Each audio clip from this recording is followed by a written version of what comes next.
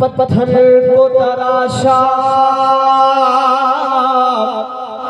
اچھی کو سبحان اللہ، پتھر کو تراشا تو نگینا بنا دیا، پتھر کو تراشا تو نگینا بنا دیا، صحرا کو میرے رب نے مدینہ بنا دیا۔ اللہ نے جنہاں نو ہاتھ دیتے نے ہاتھاں نو بلند کر کے کہو سبحان اللہ۔ پتھر کو تراشا تو نگینہ بنا دیا، صحرا کو میرے رب نے مدینہ بنا دیا۔ اور بڑا قابل غور جملہ ہے، آؤ میرے نبی نال پیار کرنے والے ہو، میرے امام الانبیاء جناب محمد رسول اللہ، مل کے کہہ دیو صلی اللہ علیہ وسلم۔ کہ میرے امام الانبیاء دا جناب میں شعر پڑھن لگا، شعر دی عکاسی میں عربی دی اندر، آؤ ذرا جڑے نبی نال تسی تے میں پیار کر دیا، او میرے امام الانبیاء دی شان کڈی اعلی، مقام کڈا اعلی، میرے نبی دی عزت کیسی ہے نا۔ اللہ رب العالمین نو جدوں پیار آیا، اپنے نبی دے نال پیار آیا، تے جدوں میرے نبی دے چہرے دا ذکر آیا، جڑے صاحب توجہ کرنا، اللہ رب العالمین نے فرمایا والضحیٰ، کتے رب العالمین نے فرمایا آؤ میرے امام الانبیاء، والضحیٰ دے چہرے والے، واللیل دیاں زلفاں والے، مہادات دے کھجلیاں والے، علم نشرہ دے سینے والے، والنجم اذا ہوا ما ضل صاحبکم وما غوا وما ينطق عن الغوا ان هو الا وحی یوحی۔ ایک ایڑا نبی نا، خدا دی قسم اللہ نے توانوں تے مینوں اکھاں دتیاں، اللہ نے توانوں تے مینوں زبان دتی، جیڑا سبحان اللہ کہے اللہ دی بارگاہ وچ دعا میں کردا، یا اللہ اس مجمع وچ جننے بیٹھے نے، اللہ جیڑا اچھی سبحان اللہ کہہ دے، اللہ کدی اونوں زبان دی بیماری نہ لگے۔ نعرہ تکبیر، نعرہ رسالت، نعرہ نعرہ غوثیہ۔ یقین کرو یہ جانتے ہو تسی ایف آئی سی آؤندے ہو تے اپنی مرضی نال آؤندے ہو۔ حضرت ڈاکٹر ارشد صاحب تشریف فرما نے بڑی قابل غور جملہ، بڑا قابل غور جملہ، تواڈے تے میرے نال کوئی فلک شیر صاحب ناراض ہوئے نا جی، حضرت ساڈے بوئے تے آوے تے ساڈی مرضی نہ ہوئے تے ساڈے گھر چ واڑ، سارے بولو واڑ، او تسی کیویں یہ محفل میرے امام الانبیاء جناب محمد رسول اللہ صلی اللہ علیہ وآلہ وسلم دی، اور اس محفل دی اندر آئے گا وہ جنہوں میرا رب بلائے گا۔ کون بلائے گا؟ میرا اللہ بلائے گا۔ کہ شاعر نے کیڑا خوب جملہ کہہ دیتا کہ پتھر کو تراشا کو نگینہ بنا دیا، صحرا کو میرے رب نے، اللہ سارے انہوں مدینے لے جائے، صحرا کو میرے رب نے۔ اور اگلا جملہ سننا بڑا پیار والا جملہ، پتھر کو تراشا تو نگینہ بنا دیا، صحرا کو میرے رب نے مدینہ بنا دیا، اور سارے جہان کے پھولوں کی خوشبو نچوڑ کر رب نے میرے محمد کا پسینہ بڑھا دیا۔ ایڈی تھکی سبحان اللہ، ذرا اچھا او آصف صاحب تک جننے بیٹھے نے سارے اچھی ہاتھ چکے کو سبحان اللہ۔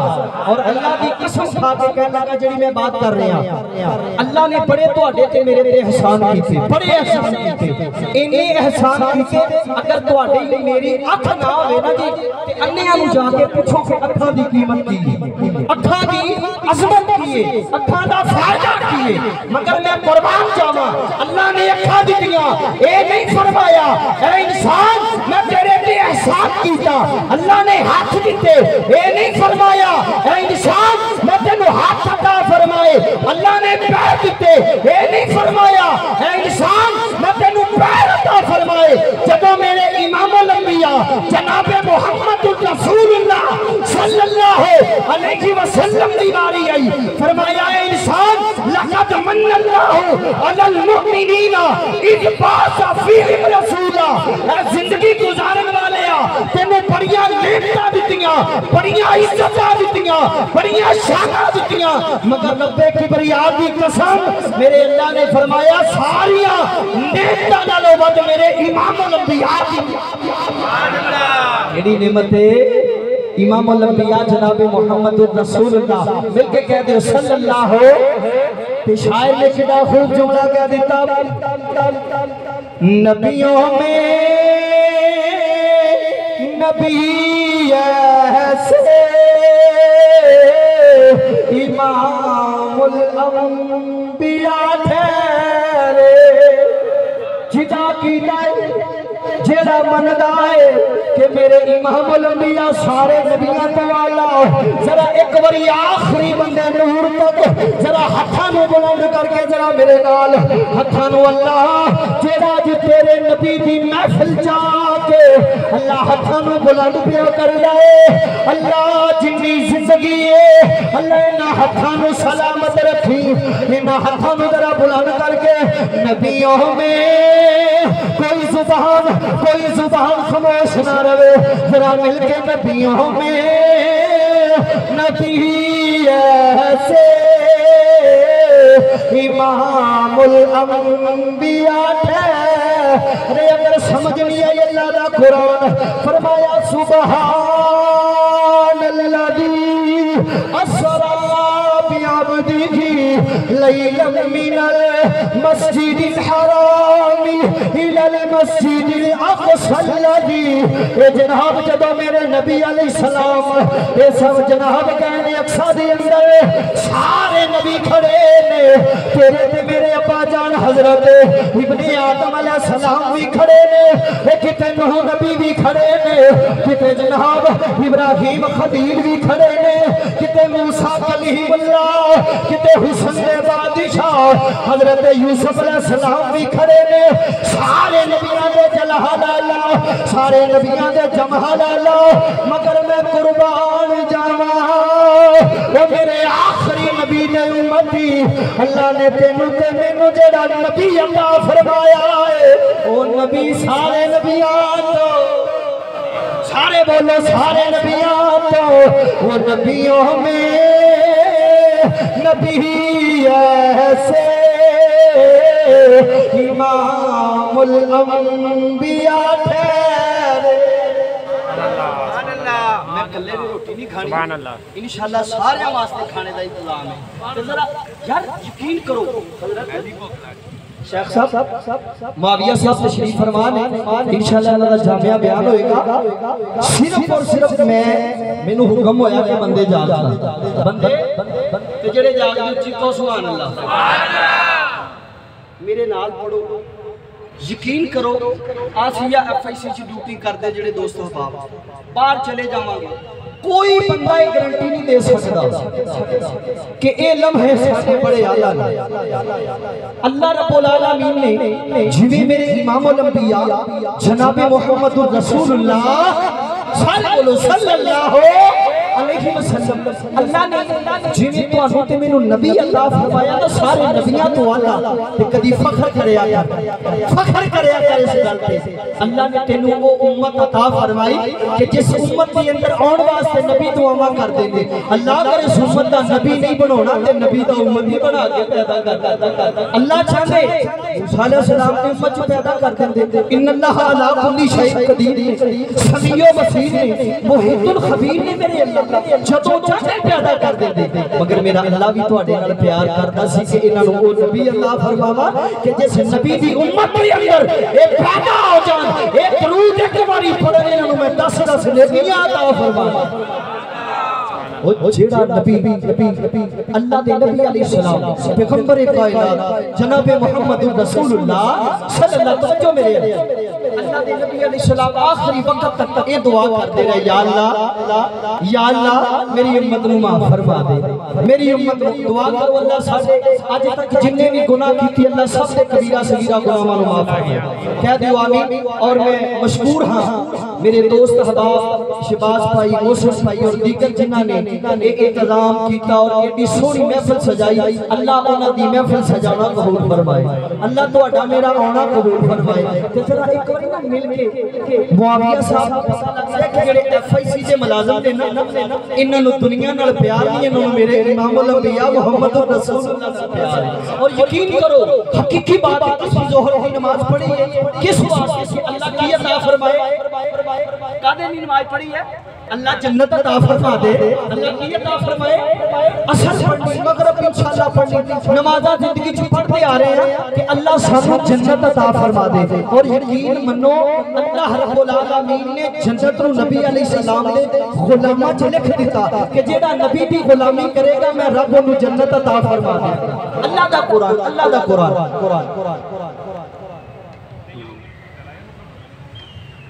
لو جی ایک باری اٹھی کہو سبحان اللہ۔ ہن انشاءاللہ تساں احباب دے سامنے حضرت علامہ مولانا محترم جناب پروفیسر اسرار حسین صاحب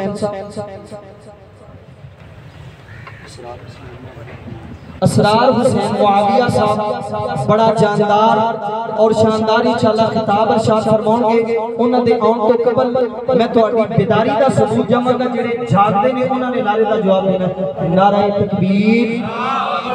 اللہ نے جنہاں نوں دو باواں تے دو ہاتھ دتے نے، دوواں باواں تے ہتھاں نوں چک کے کہنا ہے نعرہ تکبیر، نعرہ تکبیر۔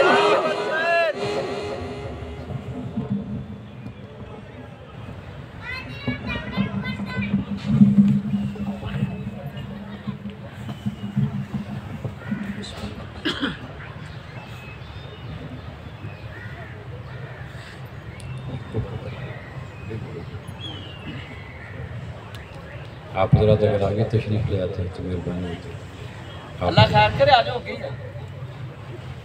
آگے تشریف لے جائیں، پیچھے آنے والے پھر گردنیں پھیلائیں گے، ہاتھ پاؤں لگے گا، آپ کو کرانا ہوگی جو ایسی ہو۔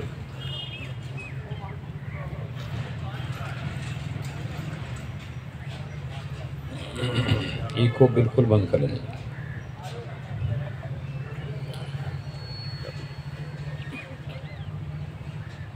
الحمدللہ وحدہ والصلاة والسلام علی من لا نبی بعد۔ سب سے پہلی بات جو سورہ زمر میں اللہ کریم نے دین کی مجلس میں بیٹھنے والوں سے کی ہے، سب سے پہلی بات میں وہ کرنا چاہتا ہوں۔ سورہ زمر کے اندر اللہ نے جن لوگوں کو دینی مجالس میں شرکت کی توفیق سعادت مل جاتی ہے ان سے ایک مطالبہ کیا اس نعمت کے شکرانے کے طور پر۔ ابھی کتنے دوستوں نے یہ سنا ہوگا آج محفل ہے، پروگرام ہے، دینی مجلس ہے، وجوہات کی بنا پہ تشریف نہیں لا سکے۔ آپ میں سے ممکن ہے بعض دوستوں نے نہ سنا ہو اور رات چلتے بیٹھ گئے۔ اللہ جس کے دونوں جہان بنانا چاہتا ہے اس کو دینی مجالس تک رسائی کی توفیق نصیب کرتے ہیں۔ جس طرح ہر نباتات انڈور، آؤٹ ڈور، پھلدار، پھولدار پودے زمین سے اگتے ہیں، اسی طرح ہر خیر، ہر بھلائی، ہر نعمت دینی مجالس سے ملتی ہے۔ جن لوگوں کو اللہ ایکسیس دے دے، صحت کے ساتھ، عافیت کے ساتھ، ایمان کے ساتھ، حیات کے ساتھ دینی مجالس میں پہنچنے کی توفیق مل جائے، اس احسان کا ایک مطالبہ ہے۔ احسان بہت بڑا ہے، مطالبہ صرف ایک ہے، اور مطالبہ بھی قرآن مجید میں ہے سورہ زمر میں۔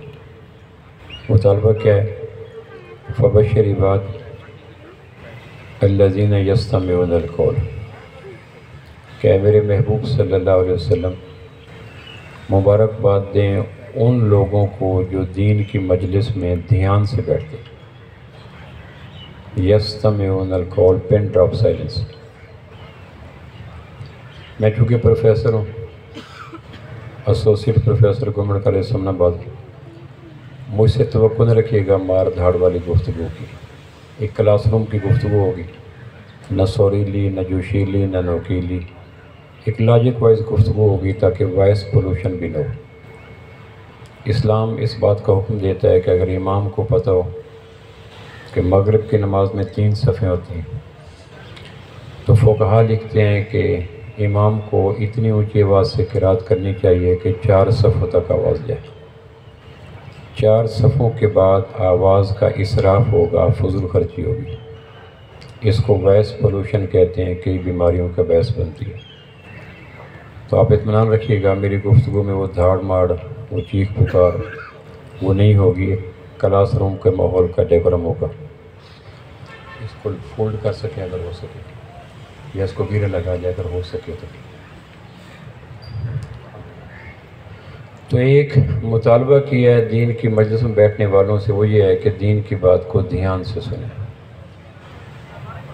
دھیان میں صرف ایک چیز رکاوٹ ہے، توجہ میں، دھیان میں، انہماک میں صرف ایک چیز رکاوٹ ہے.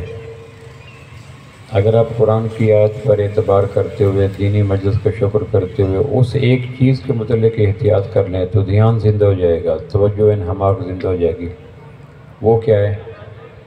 Mobile phone. یہ وائبریشن پہ ہو، سائلنٹ پہ ہو، رنگنگ موڈ میں ہو، کسی نہ کسی درجے میں انجر کرتا ہے، دھیان کو متاثر کرتا ہے، توجہات کو منقسم کرتا ہے. اللہ اور اللہ کے محبوب کی محفل میں کسی سیکنڈ ون کی بات سننا، اللہ پوچھتے ہیں مجھے بتاؤ وہ میرے سے اہم تھا جس کو مجھے بائی پاس کر کے جس کو سنا. اگر قیامت میں اللہ یہ سوال کر لے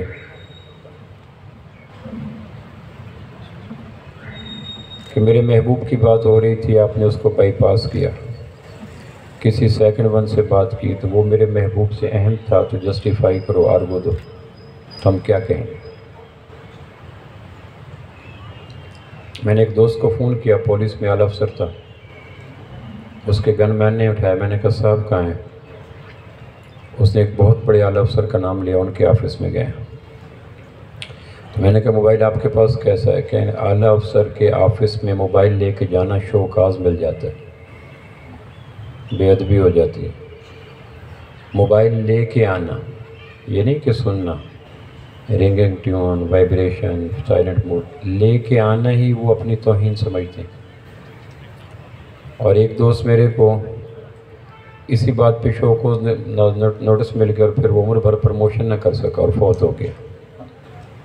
تو بڑے کی بات ہو رہی ہے اور چھوٹے کی آدمی سنیں تو بڑا اس میں محسوس کرتا ہے. بے عملی اتنا بڑا گناہ نہیں، بے ادبی بڑا گناہ ہے. بے عملی بھی گناہ لیکن وہ عملی گناہ ہے. بے ادبی گناہ اعتقادی گناہ ہے. بے ادبی کیا ہے کہ اللہ کی آیت پڑھ رہا ہوں میں، آمنہ کے لال صلی اللہ علیہ وسلم کی حدیث پڑھ رہا ہوں، اتنے میں آپ کو ڈرائیور کا فون آیا، باس کا فون آیا، گھر سے فون آیا، اور آپ نے قرآن و حدیث کو بائی پاس کر کے اس کو سننا شروع کر دیا. یہ بے عملی نہیں ہے بلکہ فرمائیے. اور بے ادبی نیکیوں کو جلا دیتی ہے، بے عملی نیکیوں کو گھٹا دیتی ہے. اور جو آدمی دینی مجالس میں بے ادبی کا مرتکب ہو گیا، اس لیے میری گزارش ہے یقیناً تمام دوستوں نے قرآن و سنت کے احترام میں موبائل فون کو پاور آف کیا ہوگا. جنہوں نے سائلنٹ پہ کیا ہے، جنہوں نے وائبریشن پہ کیا، اللہ ان کو بھی جانتا ہے. اور جنہوں نے سوئچ آف کیا ہے، شہرک پہ ہاتھ رکھا ہے، اللہ ان کو بھی جانتا ہے. دونوں ایک طرح سے ٹریٹ نہیں کیے جائیں گے، کیونکہ اللہ جانتا ہے کس نے میری بات کی خاطر کتنا دائیں بائیں کیا. اللہ نے جتنی مخلوقات بنائی ہیں یا انسانوں نے جتنی ایجادات کی ہیں، میں اپنی گفتگو کو تھوڑے وقت میں وائنڈ اپ کر دوں گا. اللہ کریم نے جتنی مخلوقات بنائی ہیں یا انسانوں نے جتنی ایجادات کی ہیں، ہر مخلوق میں، ہر ایجاد میں 2 پہلو ہیں. اللہ کی تمام مخلوقات، زمین کی، آسمان کی، سمندر کی، جنگل کی، پہاڑ کی، دریا کی، اور انسانوں کی تمام ایجادات، موبائل، کار، کوٹھی، مکان، ایجادات، آلات، سارے، ہر ایجاد میں اور ہر مخلوق میں 2 پہلو موجود ہیں، رحمت اور زحمت. بڑی سے بڑی مخلوق ہو، رحمت اس میں بھی ہے، زحمت اس میں بھی ہے۔ بڑی سے بڑی ایجاد ہو، رحمت اس میں بھی ہے، رحمت زحمت اس میں بھی ہے۔ سورج کتنی بڑی مخلوق ہے، ہماری تجارت، ہماری زراعت، سارا سورج کے مرہون منت ہے۔ نہ چمکے تو زراعت تجارت برباد، اور گرمی نہ دکھائے تو زراعت برباد۔ لیکن ہم گرمیوں کے موسم میں اپریل سے لے کر ستمبر تک کتنے انتظامات سورج کی زحمت سے بچنے کے لیے کرتے ہیں۔ بارش کتنی بڑی رحمت ہے، قرآن مجید نے کہا ماء مبارکہ، برکت والا پانی، نہ پہاڑوں کی چوٹیوں کو کہا، نہ زمینوں کے نیچے والے پانی کو کہا، نہ سمندروں کے پانی کو کہا۔ قرآن مجید نے تمام پانیوں میں ماء مبارکہ، برکت والا پانی، صرف بارش کو کہا۔ بینگ ایگریرین ہم جانتے ہیں کہ بارش والا پانی کتنی برکتوں کا حامل ہے، لیکن ہمارے ہاں پچھلے سال کتنی بستیاں کھنڈر بن گئیں، آبادیاں ویران بن گئیں، انسان لاشیں بن گئے، قبرستان آباد ہو گئے، شہر اجڑ گئے۔ اس کا سبب یہی تھا، پہاڑوں پہ ہونے والی بے تکا بارشیں۔ ہوا کتنی بڑی نعمت ہے، ہم 1 منٹ ہوا کے بغیر سروائیو نہیں کر سکتے۔ ہمارا کوئی عہدہ ہے، کوئی قبیلہ ہے، کوئی جینڈر ہے، کوئی خطہ ہے، کوئی گریڈ ہے، کوئی ڈگری ہے، کوئی مسلک ہے، کوئی قبیلہ ہے، کوئی ذات ہے، کوئی فن، کوئی بھی ہے۔ ہماری مینوفیکچرنگ ایسی ہے کہ ہم 1 منٹ سے زیادہ ہوا کی جزائی برداشت نہیں کر سکتے، اتنی ضروری چیز ہے۔ لیکن کتنی بستیاں تھیں جن کی بربادیوں کا سبب ہوا بنی۔ ماضی قریب میں ہمارے ملک میں طوفان ہے، جھکڑ ہے، آندھی آئیں۔ قرآن مجید نے کہا فَأَمَّا عَادٌ فَأُهْلِكُوا بِرِيحٍ صَرْصَرٍ عَاتِيَةٍ، قوم عاد کو دیکھو، 7 رات اور 8 دن تک ہم نے ہوائیں چلائیں اور ان کو بھولی بسری داستان بنا دیا، برباد کر کے رکھ دیا۔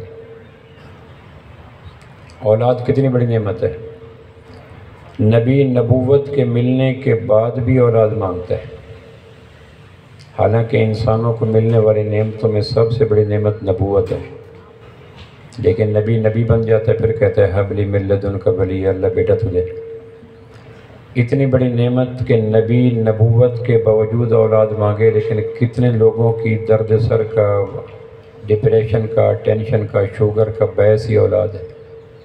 ایسے تلخ واقعات ہمارے گرد و پیش میں بکھرے پڑے۔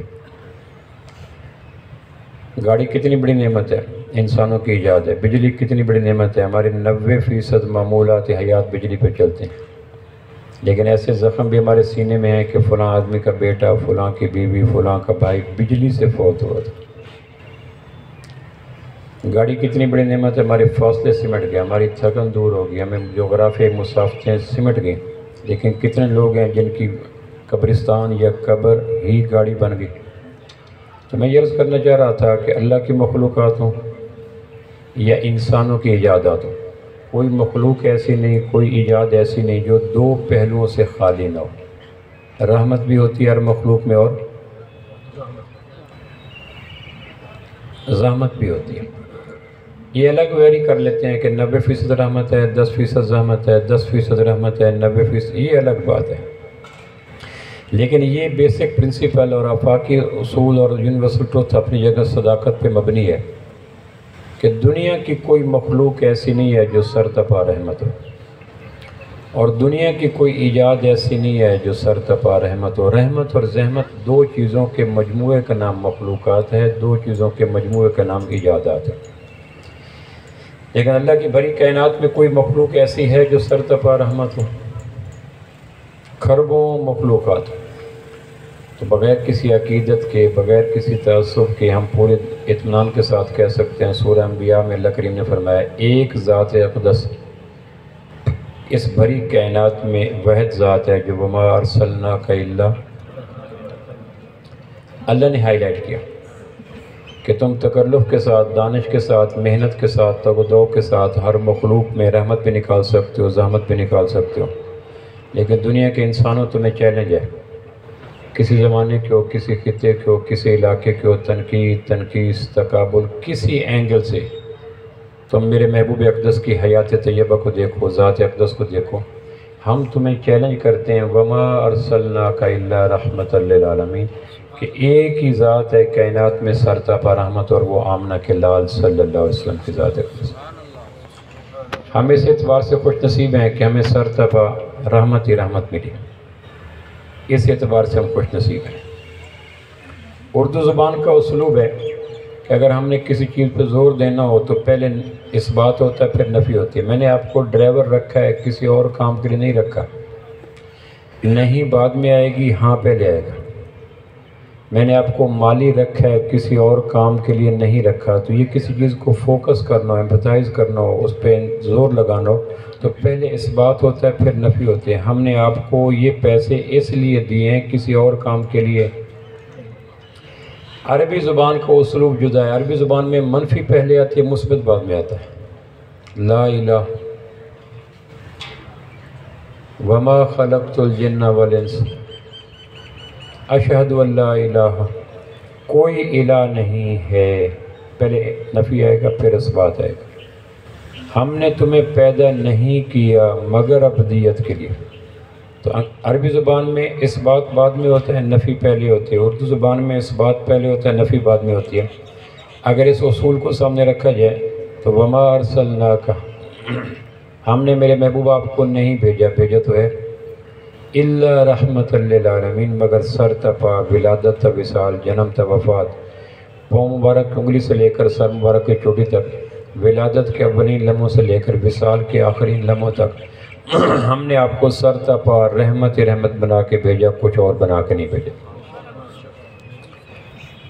اقبال کہتا ہے ہو نہ یہ پھول تو بلبل کا ترنم بھی نہ ہو، چمن دہر میں شکوہ، جواب شکوہ میں، چمن دہر میں کلیوں کا تبسم بھی نہ ہو، یہ نہ ساقی ہو تو پھر میں بھی نہ ہو، خم بھی نہ ہو، بزم توحید بھی دنیا میں نہ ہو، تم بھی نہ ہو، خیمہ افلاک کا استادہ اسی نام سے ہے، نبض ہستی تپش آمادہ اسی نام سے۔ ابن القیم رحمہ اللہ کا ایک قول ہے، میں نے ایک دفعہ لیکچر دے رہا تھا چترال میں، ایک ڈی سی صاحب بیٹھے تھے، میں نے کہا ہم تو مسافر لوگ ہیں، اگر میرے بس میں ہو تو چترال کے جتنے ٹولٹ ہیں، سائن بورڈ ہیں، لوہے کے بنے ہوتے ہیں، یہاں لوگ اپنی اپنی چیزوں کی پبلسٹی کے لیے اشتہار لگاتے ہیں، میرے بس میں ہو تو چترال کے تمام سائن بورڈ کو 1 سال کے لیے رینٹ پہ لے کر ایک جملہ لکھوا دوں۔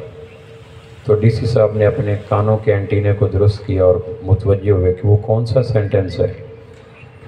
میں نے کہا اگر میرے بس میں تو مسافر ہوں، میں تو چلا جاؤں گا، جو کہ میرے بس میں نہیں ہے، لیکن میں اپنی خواہش کا اظہار کر رہا تھا کہ میرے بس میں اگر ہو تو چترال کے میری بات سمجھ آ رہی پیچھے والے حضرات کو،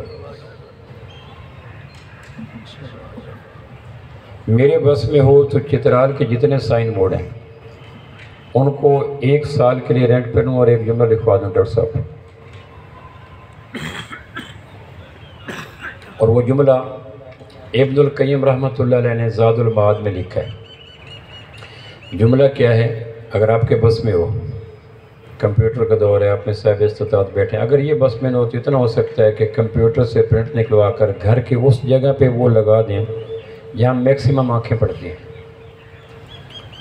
اتنا ممکن ہو سکتا ہے، یہ 2-4 روپے کی بات ہے، گھر کے اس جگہ پہ وہ لکھوا کے لگا دیں جہاں میکسیمم آنکھوں کی ایکسیس ہو، اور اگر اس سے بڑھ جائے تو خیر کی تقسیم کرنے میں فیاض بنے، حاتم بنے، سقی بنے، ٹولٹ پہ آ جائیں، دوستوں پہ آ جائیں۔ میں نے ایک لیکچر میں عبدالحکیم کے اندر ہی کہا، مجھے گجرانوالہ سے فون آیا، یہ میں فلاں صاحب بول رہا ہوں، میں نے کہا اچھا فرمائیے، کہ یہ آپ کے ایک لیکچر میں نے نیٹ پہ سنا تھا، میں نے کہا ہوگا، کہ یہ آپ نے کہا تھا اگر میرے بس میں ہو تو یہی جملہ تھا جو آپ کے سامنے رکھ رہا ہوں۔ تو کہیں جی میں وہ جملہ چھپوا رہا ہوں، میں کھڑا ہوں اس وقت ایک کمپیوٹر والے پر، میں آپ کو واٹس ایپ کر رہا ہوں، آپ اس کو آن کیجئے گا، ویریفائی کر دیجئے گا کہ جملہ ٹھیک ہے، تاکہ میں اس کو فریم بنوا کے دینا چاہتا ہوں۔ تو بات کبھی کبھی بارش کہیں برستی ہے، ٹھنڈی ہوائیں کہیں چل جاتی ہیں، اللہ کا نظام ہے۔ تو میرے بس میں ہو تو میں نے ڈی سی چترال سے کہا کہ اگر میرے بس میں ہو تو وہ جملہ میں لکھوا دوں ٹولٹ کے اوپر، سائن بورڈ کے اوپر، تو اس نے ایسے کیا، تو میں نے سمجھ گیا کہ یہ ایک طلب کا سائن تھا کہ عین ممکن ہے یہاں بیج پھینکنے سے فصل اگ سکتی ہے، کیونکہ طلب کی نشانی پہلی ہوتی ہے پن ڈراپ ہو کے سننا، جو سننے کا ادا کرتا ہے، قدرت عمل کی فصل اس کے دل و دماغ پہ، قلب و نظر پہ، شعور و وجدان پہ، آنکھ و کان پہ اگا ہی دیتا ہے۔ با ادب کبھی محروم نہیں ہوتے، بے ادب کبھی نوازے نہیں جاتے۔ اس لیے کہتے ہیں دینی مجلس میں فقیر بن کے بیٹھو، میں کچھ نہیں، میرا کچھ نہیں، تو سب کچھ، تیرا سب کچھ۔ جو آدمی دینی مجالس میں نواب بن کے بیٹھتا ہے تو خیرات نوابوں کا نہیں، فقیروں کو مقدر ہوتی ہے۔ آپ 10 روپے پھٹے بھی دیں تو اسی کو دیتے ہیں جو پاؤں سے سر تک سراپا فقر ہو، اور جس کے وجود میں کہیں نوابی کا ہلکا سا عکس آ جائے، آپ کی فیاضی اور رخ پھیر لیتی ہے، وہاں سے راستہ بدل لیتے ہیں، کسی فقیر کی تلاش کرتے ہیں۔ آسمان پہ بھی یہی نظم ہے کہ جو اس کی مجالس میں سراپا فقیر بن کے بیٹھتا ہے، اس کے دل کے کشکول میں خیرات ڈالی جاتی ہے، اور جو کسی درجے میں بے نیازی ہوتی ہے تو خیر۔ تو میں نے کہا وہ ایک جملہ میں آپ کے سامنے بھی عرض کر دیتا ہوں، اور میں نے اس کی منیمم تشکیل کر دی کہ آپ چاہیں تو کمپیوٹر سے اس کو نکلوا کر گھر کے کسی ایسے ڈرائنگ روم میں، بیڈ روم میں، گیسٹ روم میں، لان میں لگا سکتے ہیں، جہاں میکسیمم آنکھیں اس کو کس کر سکیں، فلائنگ کس پاس کر سکیں۔ وہ کیا ہے؟ ابن القیم رحمۃ اللہ علیہ نے ڈاکٹر صاحبان وہ جملہ لکھا ہے زاد المعاد میں کہ آدمی کا، میں اس کو ایسا سے دہرا دیتا ہوں تاکہ اگر آپ کو یاد نہ بھی ہو تو آپ اس کو یاد کر کے لکھوا بھی سکیں۔ آدمی کا اپنے آپ کو جاننا، آدمی کا اپنے آپ کو جاننا اتنا ضروری نہیں ہے جتنا آمنہ کے لال کو جاننا ضروری ہے۔ میں نے نہیں کہا کہ زبردستی سبحان اللہ کہیں، یہ آمد ہے، آورد نہیں ہے۔ جیسے 21 دن کے بعد مرغی نہیں کہتی کہ ٹھوکر بچہ نکلے، مرغی ٹھوکر نہ بھی مارے تو اندر کی حرارت چوزے نکال دیتی ہے۔ ہمارے ہاں مسالہ ڈال کر آم پکائے جاتے ہیں، 1 دفعہ کو 2 دفعہ کو حج پہ لے جائے، مدینہ لے جائے، یہ مسالے سے تیار کی جانے والی پیٹی، اور مسالے والے آم میں وہ ذائقہ نہیں ہوتا جو ٹپکے میں ہوتا ہے۔ آدمی کا، پھر میں اس کو ریپیٹ کرتا ہوں، آدمی کا اپنے آپ کو جاننا اتنا ضروری نہیں ہے جتنا آمنہ کے لال صلی اللہ علیہ وسلم کو جاننا ضروری ہے۔ میں اگر اپنے آپ کو نہ جان سکا، میرا پھیپھڑا کہاں ہے، گردہ کہاں ہے، جگر کہاں ہے، آنت کہاں ہے، بال کہاں ہے، کھال کہاں ہے، ہارٹ بیٹ کیا ہے، آنکھ کے وائپر کتنی دفعہ اوپر نیچے ہوتے ہیں، اگر میں نہیں جان سکا تو میں ان پڑھ ہوں۔ پھر میں عرض کرتا ہوں، اگر میں کائنات کی چیزوں کو نہیں جان سکا، ذات اور کائنات کو، انفس اور آفاق کو نہیں جان سکا، اپنی ذات کے اندر کے میکنزم کو نہیں جان سکا، ہمالیہ کہاں ہے، کیٹو کہاں ہے، پیسیفک اوشن کہاں ہے، اٹلانٹک اوشن میں نہیں جان سکا، تو میرے اوپر جو تانا لگے گا وہ یہ ہے کہ میں ان پڑھ ہوں۔ پھیلے ہوئے کائناتی نقشے کو نہ جاننا ان پڑھ ہے، آمنہ کے لال کو نہ جاننا جہالت ہے، اور آدمی کا ان پڑھ ہونا اتنا عیب نہیں، جاہل ہونا بڑا عیب ہے۔ اور کائنات میں بگاڑ ان پڑھوں کی برکت سے نہیں آتا، جہلا کی برکت سے آتا ہے۔ اس وقت جو ہمیں پریشانیوں کا سامنے ہے اس میں ان پڑھوں کا رول کوئی نہیں، جہلا کا رول ہے۔ نبی امی کی امت کا ان پڑھ ہونا عیب کوئی نہیں، نبی امی کی امت کا جاہل ہونا عیب ہے۔ مبارکباد دیتا ہوں منتظمین کو کہ جنہوں نے آمنہ کے لال کے حوالے سے مجلس کا انعقاد کیا، اور شکر گزار ہوں کہ مجھے ایک دفعہ پھر شمولیت کی توفیق ملی اور آپ حضرات کی برکت سے آنے کا موقع ملا۔ تو میں یہ عرض کرنا چاہ رہا تھا کہ ہم دنیا کی ہر چیز سے فائدہ اٹھانے کی اٹموسٹ کوشش کرتے ہیں، سمندر سے، خلا سے، فضا سے، پھل سے، پھول سے، موسم سے، گرمی سے، سردی سے۔ اب تو 9 کروڑ 30 لاکھ میل سورج دور ہے ہم سے، میرین فلکیات کے بقول سورج ہم سے 9 کروڑ 30 لاکھ میل دور ہے، لیکن ہم سولر سسٹم سے اسے فائدہ لیتے ہیں، لینا چاہیے۔ درختوں کے پتوں سے، پھولوں سے، جڑوں سے، تنوں سے، پھلوں سے، ذائقوں سے لینا چاہیے، ہوا سے، خلا سے، سمندر کے جوار بھاٹوں سے لینا چاہیے۔ ہر وہ چیز جس میں نفع اور نقصان ہے اس سے فائدہ لیتے ہیں، لیکن جس ذات اقدس کے سر تپا فائدہ ہی فائدہ ہم بے نیاز ہو جاتے ہیں۔ اس ثانیہ کے لیے ہم آنسو کہاں سے لائیں اور شام غریبہ کا اہتمام کہاں سے کریں؟ وہ مخلوقات جس میں نفع اور نقصان پیرلل چلتے ہیں، راس المال ڈوب سکتا ہے، پکی فصلیں برباد ہو سکتی ہیں، نوکری خراب ہو سکتی ہے، صحت بیماری کی زد میں جا سکتی ہے، ایسا میں ناٹ بھی ہو سکتا ہے۔ وہ مخلوقات جس میں نفع اور نقصان کے آپشن موجود ہیں، ہم زندگی کے ماہ سال اس کے نام کر دیتے ہیں، اور وہ ذات اقدس جو سر تپا فائدہ ہی فائدہ ہے، اس سے جہالت کا عالم کتنے ہیں۔ ایک یہودی سے پوچھا جائے قرآن کسے کہتے ہیں تو کہے گا کتاب ہے۔ کن کیا ہوتی ہے؟ مسلمانوں کیا؟ کیا نام ہے اس کا؟ قرآن مجید۔ کہاں سے اتری؟ اللہ سے اتری۔ FIC کے ایک مریض سے پوچھا جائے، اس کے لوائق سے پوچھا جائے قرآن کیا ہے، تو کہ اگر اللہ کا کلام ہے، مسلمانوں پہ اترا، آمنہ کے لال پہ اترا۔ سورہ مائدہ کے اندر اللہ نے کیا کہا؟ سورہ آل عمران کے مرکزی مضامین کیا ہے؟ سورہ بقرہ کا بیسک تھیم کیا ہے؟ تو نہ یہودی کو پتہ ہے نہ ہمیں پتہ ہے۔ تاکوں میں سجایا جاتا ہوں، آنکھوں سے لگایا جاتا ہوں، تعویذ بنایا جاتا ہوں، دھو دھو کے پلایا جاتا ہوں۔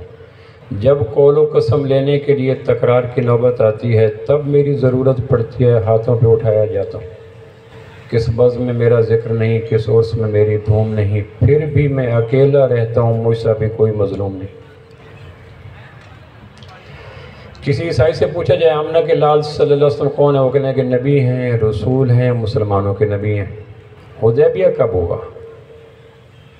بنو حوازن کب ہوا؟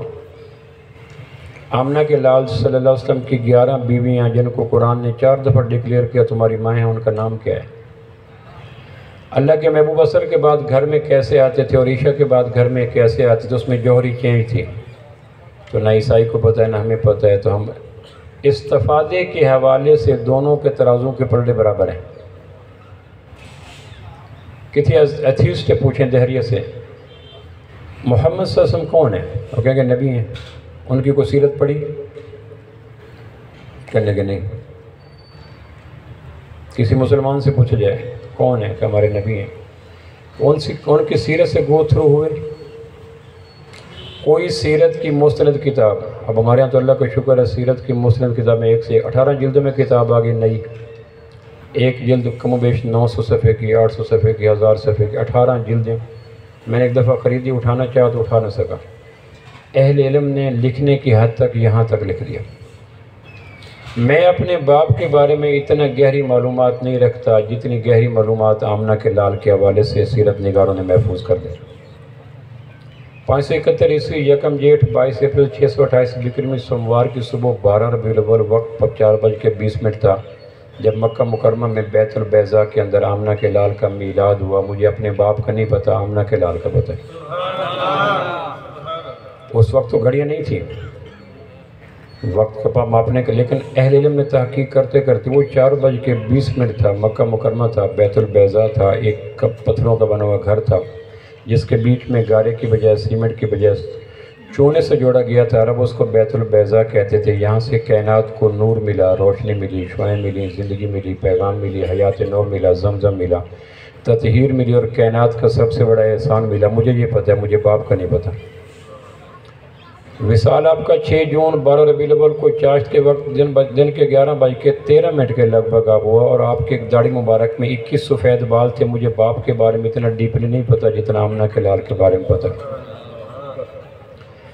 خاندان مصطفیٰ کے اوپر پوری کتابیں لکھی گئیں۔ اللہ کے محبوب کے 11 بیویاں تو 11 سسر، 11 ساس، پھر سالیاں بھی ہوں گے، سالے بھی ہوں گے، پھر سالیوں کی شادیاں ہوئیں تو ان کے شوہر بھی ہوں گے، پھر ان کے شوہر اللہ کے محبوب کے ہم زلف بنے، پھر رشتے ہوں گے۔ خاندان مصطفیٰ پہ 900 صفحات میں کتاب لکھی، لیکن گنوادی ہم نے جو اسلاف سے میراث پائی تھی، سریا سے زمین پر آسمان نے ہم کو دے مارا۔ ایک آنکھ کو پڑھنے کے لیے، کان کو پڑھنے کے لیے، دل کو پڑھنے کے لیے ہمیں کتنا کچھ پڑھنا پڑتا ہے، پڑھنا چاہیے، لازم ہے۔ لیکن اگر میں نہیں پڑھ سکا تو میں ان پڑھ ہوں، جاہل تو نہیں ہوں۔ لیکن اگر میں آمنہ کے لال صلی اللہ علیہ وسلم کو نہیں پڑھ سکا تو میں ان پڑھ نہیں ہوں، جاہل ہوں۔ اور یہ حالت کا داغ کئی گنا زیادہ خوفناک ہوتا ہے ان پڑھ ہونے کی نسبت۔ تو میری گزارش یہ تھی کہ اللہ کا کرم ہے کہ ہمارے ہاں ایسی محافل کا انعقاد ہوتا ہے۔ ایک گزارش میری آپ سے ہے کہ کم از کم 100 صفحے میں بھی کتاب لکھی گئی۔ ہادی عالم ایک کتاب ہے، چھوٹی سی ہے۔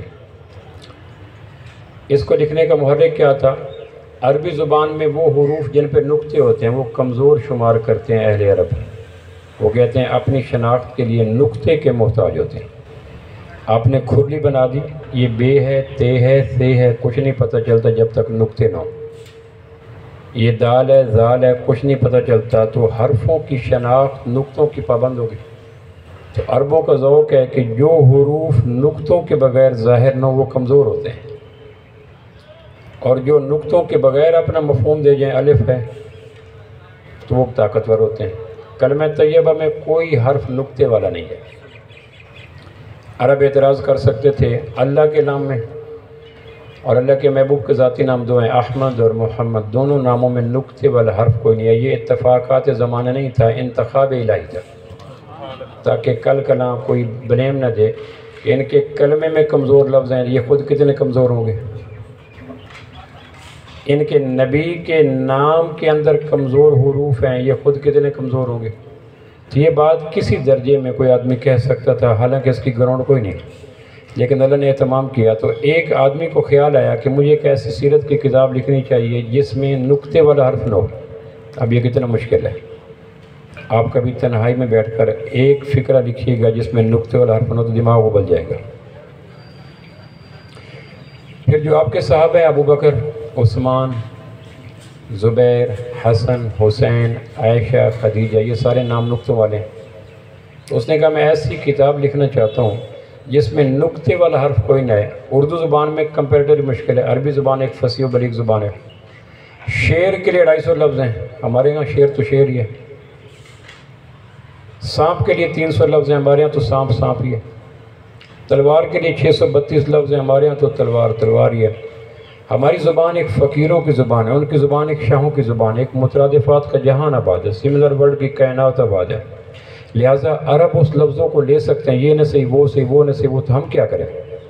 اس کے ذہن میں آیا کہ سیرت کی ایک کتاب لکھیں جس میں نقطے والا حروف، نام اس کا محمد ولی تھا، اس کے نام میں بھی نقطہ نہیں تھا۔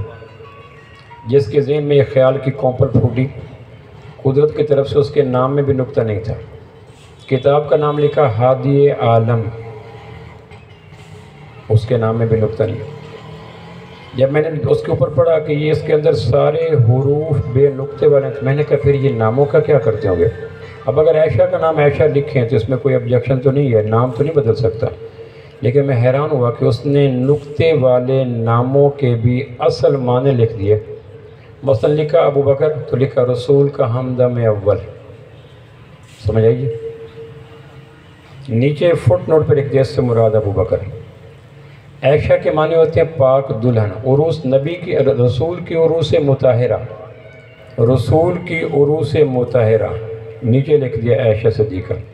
میری ایک گزارش یہ ہے کہ 2 کتابوں میں سے اگر آپ کو ممکن ہو تو ایک کتاب، ایک کا نام ہے ہادی عالم بغیر نقطے والی، اور مصنف زندہ ہیں، محمد ولی ان کا نام ہے، کتاب میسر ہے، آپ کسی بک ڈپو پہ جائیں اور اس کو سبکن پڑھیں، باوضو پڑھیں، اتحیات کے روپ میں پڑھیں، قبلہ رو ہو کے پڑھیں، اور خیرات کی نیت سے پڑھیں۔ وین کانوا من قبل لفی ضلال مبین، میرے محبوب کے آنے سے پہلے تو تم ضلال مبین تھے۔ ایک آدمی، آخری میری بات، ایک آدمی پیدائشی سر میں دماغ نو، اعضاء اس کے پیرالائز ہوں، ابھی بیٹھ جائیں جی، پانی والے بیٹھ جائیں، اعضاء اس کے پیرالائز ہوں، سر میں دماغ نو، اور اس کو کوئی جادو کر کے نچوڑ دے تو اس کا کیا عالم ہوگا؟ اب اس کو تصور سوچئے، پیدا ہوا تو سر میں دماغ نہیں تھا، اعضاء اس کے ٹیڑھے میڑے تھے، جڑے ہوئے تھے، پھر اس پہ کسی خوفناک جادو کو کر کے یوں نچوڑ دیا اس کو جس طرح بیلنا گنے سے داخل ہونے کے بعد نچڑ جاتا ہے۔ پھر ایسے شخص کو جا کر بیچ صحرا میں بٹھا دیا، اور صحرا چاروں طرف پھیلا ہوا ہے میلوں تک، اب اس سے بچنے کی امید کوئی تھیک ٹک دے سکتا ہے؟ فرمائیں گی؟ جادو بھی ہے، معذور بھی ہے، مجہور بھی ہے، دیوانہ بھی ہے، صحرا میں بھی ہے، ڈی ہائیڈریشن بھی ہے، صحرا بھی ہزاروں میلوں پھیلا ہوا ہے، نہ کرولیں کر سکتا ہے، نہ راستہ ڈھونڈ سکتا ہے، نہ چل سکتا ہے۔ ایسے آدمی کو بیچ صحرا میں چھوڑ دیا جائے، اس کا منزلوں تک پہنچنا کتنا مشکل ہوتا ہے۔ ایسے شخص کو عربی میں ضلال کہتے ہیں۔ اللہ کہتا ہے میرے محبوب کے آنے سے پہلے تم سارے ایسے ہی تھے۔ لقد من اللہ علی المؤمنین، پھر اللہ نے احسان کیا، تمہارے سر میں دماغ رکھا، آنکھوں میں نور دیا، زبان میں گویائی دی، کانوں میں سماعت دی، دل میں دھڑکن عطا کی، ہاتھوں کو جنبش دی، پاؤں کو توانائی دی، معدے کو ہاضمہ دیا، شعور و وجدان کو آگہی دی۔ تم تو وہ شخص تھے جو ایک بیچ صحرا میں پڑے مجنون تھے، معذور تھے، مجبور تھے، مقہور تھے، جادوگر تھے، مسحور تھے، اور تم آباد وادیوں کی طرف کیسے جاتے؟ لقد من اللہ علی المؤمنین، پھر اللہ نے احسان کیا، اس باعث فیہم رسولا من انفسہم، ایک ذات اقدس بیچ میں آئی، اس نے شعور دیا، ایمان دیا، ایقان دیا، وجدان دیا، توحید دی، رسالت دی، اخلاق دی، عبادات دی، معاملات دی، معاشرت دی، الغرض ناخن کاٹنے سے لے کر حکومت چلانے تک، اور بیت الخلاء کے نکلنے سے لے کر بیت اللہ کے جانے تک، اور ولادت کے اولین لمحوں سے لے کر تدفین کے آخری لمحات تک اور جوانی بڑھاپے میں زندگی کے تمام معاملات میں تمہیں توانائی دے کر تمہیں صحراؤں سے نکال کر جنت کے بالا خانوں تک پہنچا دی۔ وَإِنْ كَانُوا مِنْ قَبْلُ لَفِي ضَلَالٍ مُبِينٍ۔ ایک میری گزارش یہ ہے، ایسی محافل کا انعقاد اگر ٹیکنیکل مجبوری نہ ہو تو ماہانہ بنیادوں پہ ہو تو زیادہ ہے۔ پانی ایک گملے کو سال کے بعد ملے۔ میں تاندلے والے میں جا رہا تھا تو دور سے مجھے لش گرین پودے نظر آئے۔ بعض پودے ہوتے ہیں جن کے پتوں میں سیاہی مائل سبزی ہوتی ہے، تو میں نے پوچھا یہ کیا ہے؟ کہنے کہ یہ نہر کے کنارے لگے پودے ہیں جن کی جڑوں کو ہمیشہ تازہ پانی ملتا ہے۔ تو پہلی صدی کے لوگ لش گرین تھے کیونکہ ہر وقت آمنہ کے لال کے تذکرے ملتے تھے۔ لش گرین، ہرے بھرے، مدہم متان، گہرائی، سبزی، ہریالی، آنکھوں کو راحت ملتی تھی۔ میں روہی کے علاقے میں گیا تو پودے دیکھے تو پتے نہیں تھے، کانٹے تھے، تنے اجڑے ہوئے تھے، الو بھی گھونسلہ نہیں بنا رہا تھا۔ میں نے پوچھا وجہ، کہنے کہ پانی نہیں ملتا۔ تو آمنہ کے لال کے تذکرے وہی حیثیت رکھتے ہیں جو پودوں کے لیے آسمان کی بارش کے تذکرے ہیں۔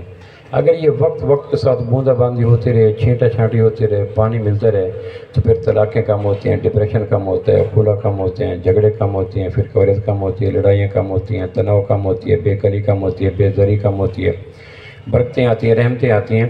لقد من اللہ۔ تو میری ایک گزارش تو یہ ہے کہ اگر منتظمین سے ممکن ہو، کوئی ٹیکنیکل مجبوری نہ ہو، اس کو محدود پیمانے پر، اور دینی وہ عبادات تسلسل کے ساتھ رہتی جس میں خرچے کم ہوں۔ یہ ہے تو مشکل بات، سخت بات کہنے لگا، اگر ایسے پروگراموں کے آخر پہ کھانا نہ کیا جائے آپ سے معذرت کے ساتھ، تو یہ محفل پہ تسلسل چلی جاتی ہیں۔ جن مجالس میں تکلف نہ ہو ان میں تسلسل ہوتا ہے، اور جن مجالس میں تکلف ہو ان کا تسلسل مشکل ہو جاتا ہے۔ یہ میں معذرت کر رہا ہوں، آج تو تکلف ہے، لیکن آئندہ کے لیے کہہ رہا ہوں کہ اگر اس کو ماہانہ بنیادوں پہ لایا جائے، اور تکلف سے بری ہے حسن ذاتی، کبائے گل میں گل بوٹا کہاں ہے، ایک دینی دسترخوان لگ جائے جس میں آمنہ کے لال کے زندگی کے حوالے سے کسی ایک موضوع کا انتخاب کر کے کسی سکالر کو بلا لیں، ٹاپک کا تعین کر، جس طرح آنکھوں کے ڈاکٹر ہیں، کان کے ڈاکٹر ہیں، دل کے ڈاکٹر ہیں، دماغ کے ڈاکٹر ہیں، اس طرح عنوان کا تعین کسی خطیب کو میکسیمم کر کے عطا کر کے کہ جب ہمارے ہاں اس مرض کے مریض زیادہ ہیں، آپ گفتگو کیجیے گا پونا گھنٹہ، اور اس مجلس کو تکلف سے کم آلودہ کیا جائے تاکہ تکلف تسلسل کا موت نہ بنے۔ اور دوسری آپ حضرات سے گزارش ہے کہ آپ کم از کم سیرت النبی کی ایک کتاب، وہ 150 صفحے کی کتاب ہے، میرا گمان ہے ہارڈلی، آپ کو تھوڑی سی زخیم نہ ہوگی، اس کا نام ہے ہادی عالم۔ اور دوسری ایک کتاب ہے، اس کا نام ہے اسوہ رسول اکرم صلی اللہ علیہ وسلم۔ اسوہ کہتے ہیں، آخری بات، اسوہ کہتے ہیں عربی زبان میں، اسوہ قرطبی نے لکھا ہے، اسوہ کہتے ہیں جس شخص کے پاس پریشان حال لوگ جائیں، اپنی پریشانی کا ذکر کریں، اور وہ ذات اس پریشان حال آدمی کو حل دے، اور حل اپلیکیبل بھی ہو، اپروچیبل بھی ہو، غریب غربت میں لے سکے، امیر دولت میں لے سکے، قیدی قید میں لے سکے، مسافر مسافرت میں لے سکے، وہ شخص جو لوگوں کے مسائل کا حل دے اور حل اپلیکیبل ہو، اپروچیبل ہو، اس کو اسوہ کہتے ہیں۔ اللہ نے کہا لَقَدْ كَانَ لَكُمْ فِي رَسُولِ اللَّهِ أُسْوَةٌ حَسَنَةٌ۔ اس کائنات میں اسوہ تو صرف آمنہ کے لال ہیں کہ جس کے پاس کنوارا گیا، بوڑھا گیا، شادی شدہ گیا، غریب گیا، امیر گیا، ہر ایک کو وہ حل دیا جو حل اس نے کہا شکر ہے میرے دسترس میں آنے والا تھا۔ تو دوسری کتاب جو میں ریکمینڈ کروں گا اگر آپ کے لیے ممکن ہو، وہ ہے اسوہ رسول اکرم صلی اللہ علیہ وسلم۔ ڈاکٹر عبدالحی عارفی کی کتاب ہے، آپ کے پروفیشن سے ملتے جلتے وہ شخص ہیں، وہ دین اور دنیا دونوں کے معالج ہیں۔ اس کتاب کو لے لیا جائے، اس کتاب کے پڑھنے سے بھی اسوہ رسول اکرم آ جائے گا۔ اور تیسری اور لاسٹ ون بات یہ ہے کہ اگر آپ کے لیے ممکن ہو، بلکہ ممکن کیا لازم ہے کہ 5 وقت کی نماز کا اہتمام کیا جائے۔ ہاتھ یہاں باندھیں، یہاں باندھیں، یہاں باندھیں یا چھوڑ دیں۔ خالق کائنات آدھے فٹ اور فٹ کے فاصلے پر انسانوں کے گربان پہ ہاتھ نہیں ڈالے گا۔ ہمارے جنگ کے شعر ہے، وہ کہتے ہیں نہیں غسل دے فرض آندے، صاحب اولاد ہیں لا کے تکڑی تولنا ہے، نور ہا یہاں بشر وہ تینوں کہیں سالس بنایا ہے، رب تے اس دے درمیاں آپ وہ اپنی مقصن تو پنڈا پا کر نہیں غسل دے فرض آندے، صاحب اولاد ہیں لا کے تکڑی تولنا ہے، نور ہا یہاں بشر وہ تینوں کہیں سالس بنایا ہے، رب تے اس دے درمیاں آپ وہ اپنی مقصن تو پنڈا صاف کر۔ اور احسان دانش کہتا ہے وہ شاخ گل پہ زمزموں کی دھن تراشتے رہے، نشیمنوں پہ بجلیوں کا کارواں گزر گیا، چمن چمن روش روش یہاں لہو وہاں لہو، میں کیا کہوں یہ حادثہ کہاں کہاں گزر گیا۔ اللہ حضرات کو خوش رکھے، دینی مجلس کے انعقاد پر منتظمین کو مبارکباد، اور میری طرف سے شکریہ زائد کہ مجھے ایسے ایلیٹ کلاس سے سوپر لوگوں سے، جن سے سالوں کی طویل تھکا دینے والی محنت کے بعد بھی اتنا اجتماعی مجمع سے گفتگو کرنے کی سعادت اگر ناممکن نہیں ہے تو سمپلی امپاسبل ضرور ہے، ان سے بات کرنے کا موقع ملا۔ میں ایک ایسی مرض میں مبتلا ہوں جس کی وجہ سے میری گفتگو کی جو یکسانیت ہوتی ہے، انہماک ہوتا ہے، پن ڈراپ سائلنس ہوتی ہے، وہ متاثر ہے۔ اور میں نے اس لیے عرض کیا کہ آدمی اگر اپنے فالٹ کا اعتراف کر لے تو سزا میں کمی ہو جاتی ہے۔ میں ایک ایسی مرض میں مبتلا ہوں جس سے گفتگو کا ربط منتشر ہو جاتا ہے، تو اگر اس گفتگو کا ربط میں بے ربطگی آ گئی ہو تو اس کو میری بیماری کی طرف معمول کر کے مجھے معاف کیجیے گا۔ السلام علیکم ورحمۃ اللہ وبرکاتہ۔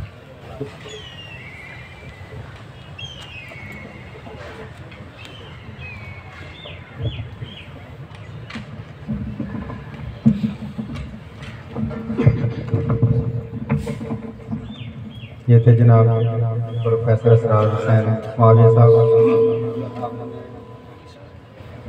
ہمارے دلوں کو منور کر رہے تھے۔ ایک نعت کے بعد اب میں دعوت دوں گا جناب پروفیسر حامد سعید صاحب، جو کہ ڈائریکٹر ہیں FIC کے، گزارش کرنے کو آئیں اور اپنے مدھم بھری آواز سے ہمارے دلوں کو منور کریں۔ جناب پروفیسر حامد سعید صاحب۔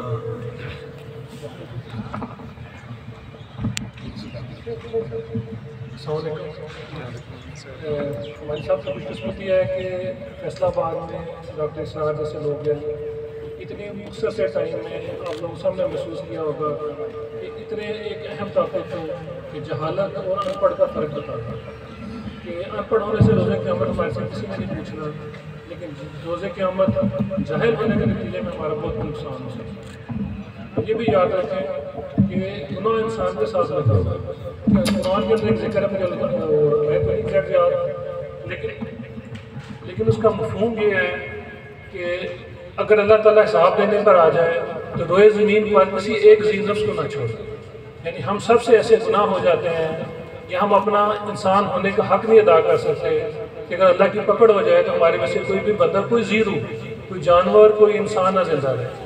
لیکن روزے قیامت اللہ تعالیٰ کے رحم سے ہم نے بخشے جانا ہے، گناہ ثواب ہمارے ساتھ لگے ہوئے ہیں، لیکن عقیدے کا ٹھیک ہونا اور علم کا حاصل کرنا۔ نبی صلی اللہ علیہ وسلم کی ایک حدیث ہے، حدیث کا مطلب حکم ہوتا ہے۔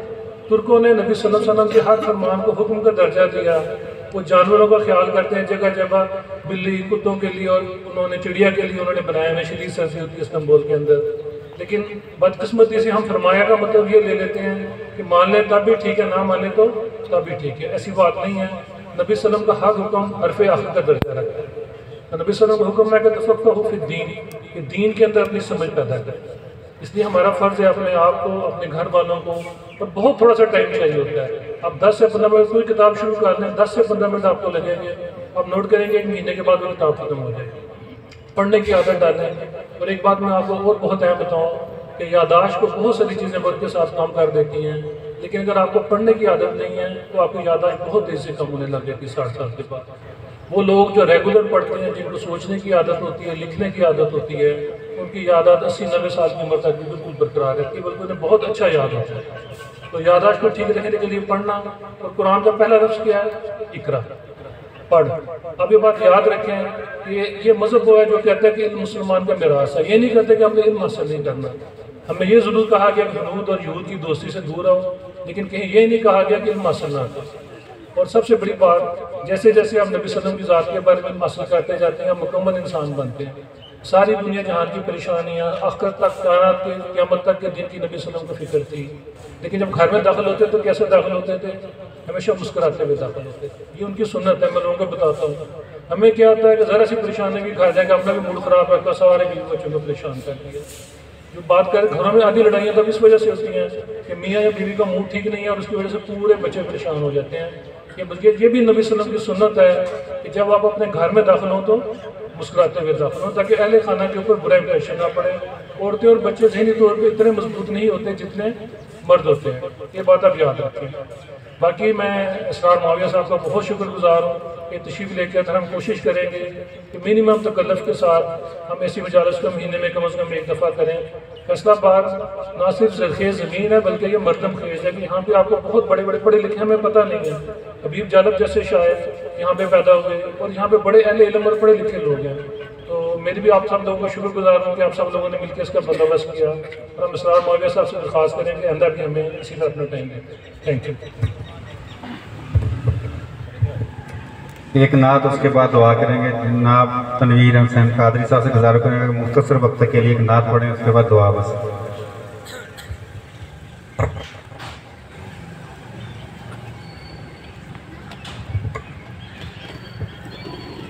اعوذ باللہ من الشیطان الرجیم، بسم اللہ الرحمن الرحیم، الصلاۃ والسلام علیکم یا رسول اللہ وعلی آلہ وصحبہ یا حبیب اللہ۔ چند منٹ کی حاضری ہے۔ صلی اللہ علیہ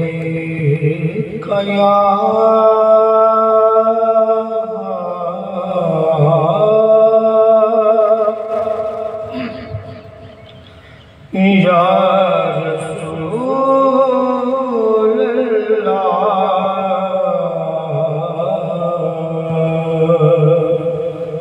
وسلم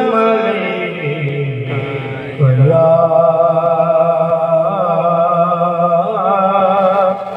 حبیب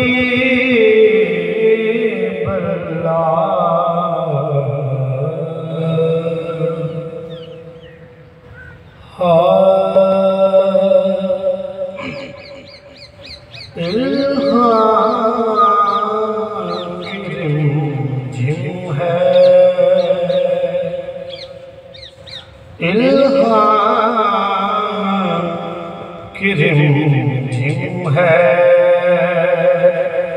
کہیں بخشش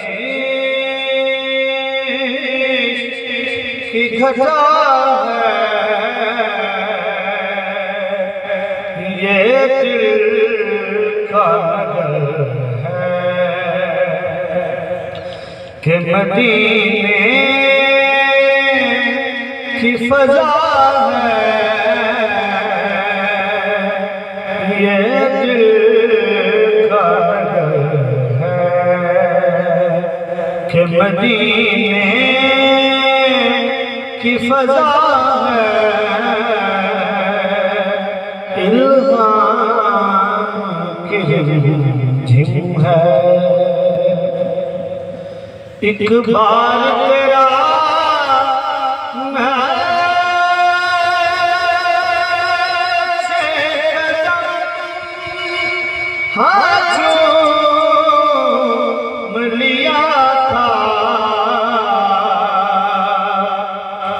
ایک بار تیرا نقش قدم ہاتھ چوم لیا تھا،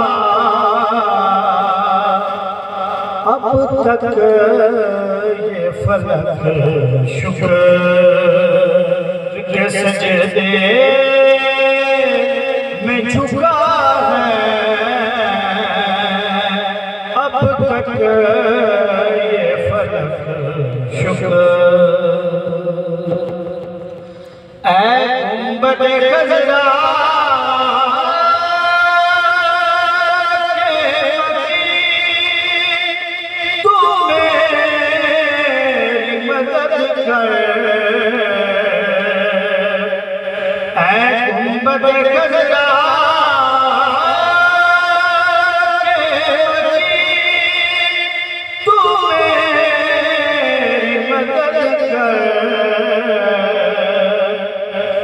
یا پھر یہ بتا کون میرا تیرے سوا ہے،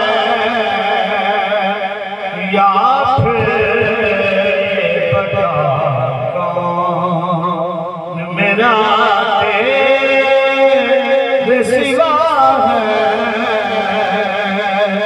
الہام کی رمجم ہے۔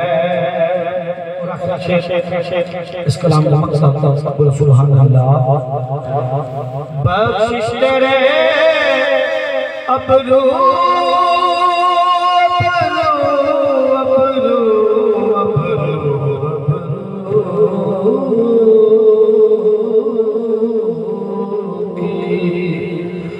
بخشش تیرے ابرو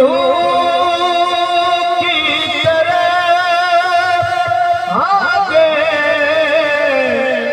رہی ہے محسن تیرے دربار میں چپ چاپ کھڑا ہے محسن تیرے دربار میں چپ چاپ کھڑا ہے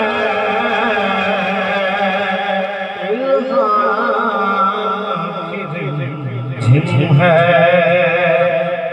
کہیں بخشش کی گھٹا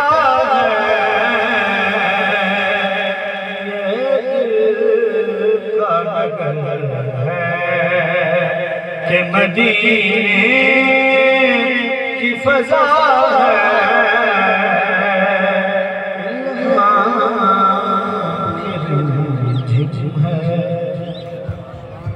ماشاءاللہ کنویر امیر قادری صاحب جنات رسول مقبول پڑھ رہے تھے اب میں دعا کے لیے حافظ و قاری جناب حافظ عبدالرزاق صاحب سے گزارش کروں گا کہ وہ دعائیں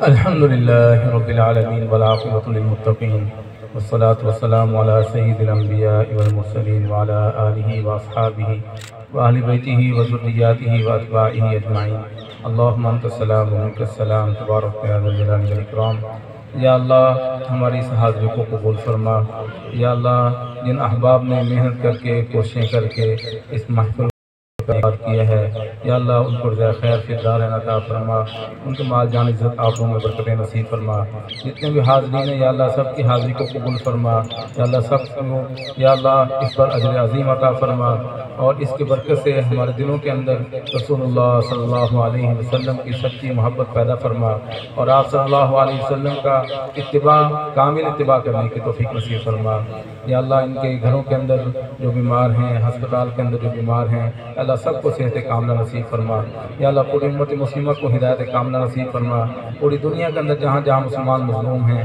یا اللہ سب کی غیبی مدد فرما یا اللہ خاص طور پر فلسطین کے مسلمانوں کی خصوصی غیبی مدد فرما یا اللہ حاضرین کے دنوں کے اندر جتنی بھی جائز حاجات ہیں یا اللہ سب کی تمام جائز حاجات کو پورا فرما یا اللہ اس مبارک موقع پر جو خیر کی دعائیں ہمیں مانگنی چاہیے یا اللہ ہمیں بھی مانگے نصیب فرما جن شرور فتن سے پناہ مانگنی چاہیے یا اللہ ہمیں بھی مانگے پناہ نصیب فرما اللهم إنا نسألك تمام العافية ونسألك دوام العافية ونسألك الشكر على العافية اللهم أحسن عاقبتنا في الأمور كلها وأجرنا من خزي الدنيا وعذاب الآخرة اللهم استر عوراتنا وآمن روعاتنا حسبنا الله ونعم الوكيل نعم المولى ونعم النصير صلى الله تعالى على خير خلقه محمد وآله وأصحابه أجمعين ورحمة